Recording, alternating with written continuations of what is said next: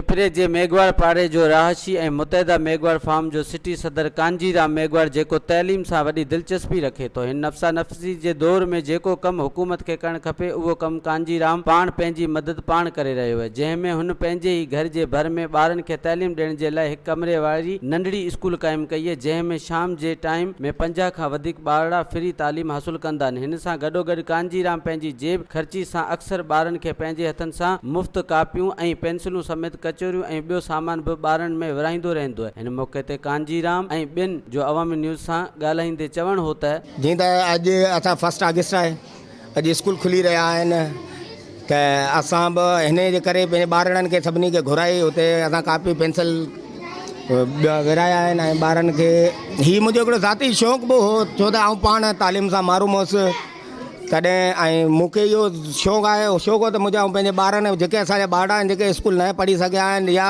के ख़र्चु कोन्हे उन्हनि वटि पढ़ी नथा सघनि, त मुंहिंजो जेतिरो जो प्राइमरी स्कूल आहे उन्हनि में ॿारनि खे ऐं पंहिंजे ख़र्च ते माना जेको थी सघे थो ऐं ॿारनि खे मोकिलींदो आहियां स्कूल।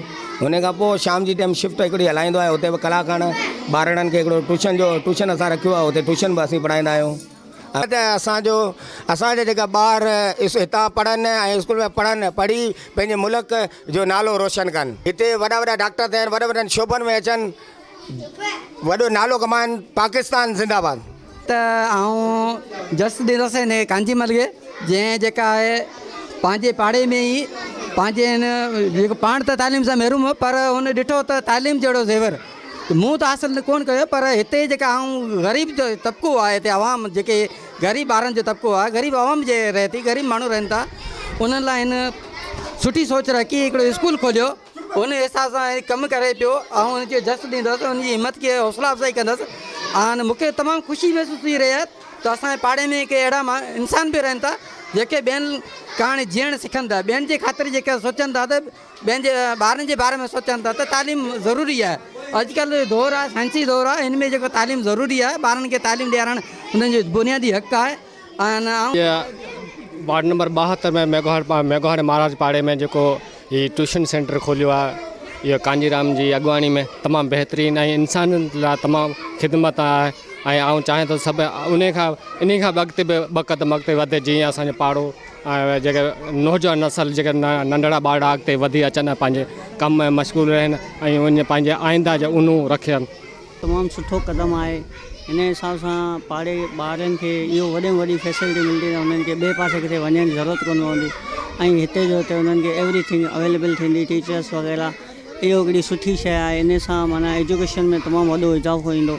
अहिड़ी सोच हुजणु खपे पाकिस्तान जे हर यंग जनरेशन जी, त जीअं जेके बि यंग छोकिरा आहिनि, पाण ॿियनि ते छो डिपेंड कयूं, पाण जेके यंग आहियूं उहे बि सभु कुझु करे सघूं था। पाकिस्तान जा यंग जेके आहिनि सफ़ा माना सभिनी खां वधीक सभु कुझु करे सघंदा, जेको अदरवाइज़ नथो करे सघे। उहो कमु हली रहियो आहे ऐं मेघवाड़ महाराज बिरादरी जे तरफ़ां तमामु बहितरीनु ऐं ॿारनि खे सुठी एजुकेशन तइलीम ॾिनी वेंदी आहे।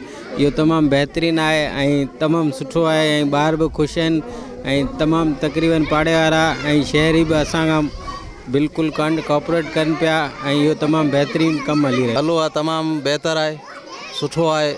ॿार स्कूल पढ़नि था, इहो भलो आहे। जिते तालीम जे लाइ हुकूमत पारां अरबे रुपयनि जो फंड जारी कयो वेंदो आहे, पर इहे अरबे रुपया करप्शन जी नज़र थी वेंदा आहिनि। हुकूमत खे खपे त अहिड़े क़िस्म जा फ्री स्कूल क़ाइमु कया वञनि जंहिंमें ग़रीबनि जा ॿारड़ा सुठी तालीम हासिलु करे सघनि, वॾा थी पंहिंजे ऐं पंहिंजे मुल्क जो नालो रोशन कनि। अवामी न्यूज़ सां गॾु हरीश KBC।